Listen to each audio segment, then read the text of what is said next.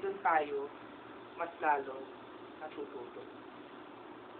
At magagawa lang yun, hindi dahil sa lapis tayo, kundi mayroong mga tao na tumutulong sa atin upang umikot sa paglasan at matuto.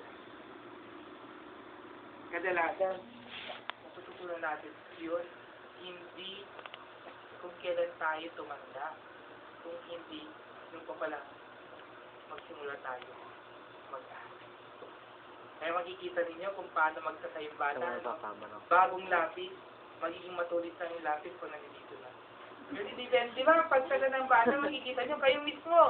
Di ba?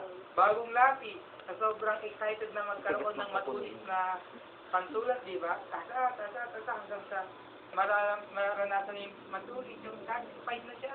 Nandito na, hindi na masulat. Di ba? Pero, ang humahawak sa atin, laging may pag-iingat. Kaya lang, yung mag-iingat na humahawak sa atin, umuubog sa atin, kadalasan, tayo din ay katulong, di ba? Sa pag-ikot, sa pantasa, sa pagpapatalim, o sa pagbabawas nito, minsan, tayo rin ay gumagawa ng paraan sa loob ng paghuhubog na ito na paano tayo pwedeng maputol ng matulis. Diba?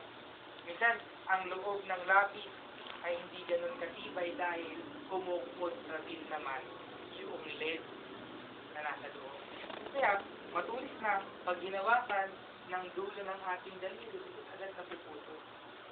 Tayo din yun. Tayo din, kadalasan ay umaalmas.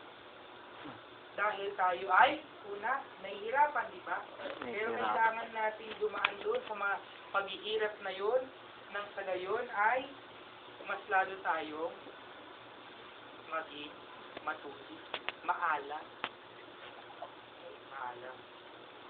Upang sa gayon, kapag tayo ay inilabas na sa pantasa, okay, meron na tayong silbi. Yun naman yung purpose natin eh. Para tayo magkakaroon ng silbi bilang lapis kung hindi tayo tatasahan at hindi tayo gagamitin. Pag ginamit tayo,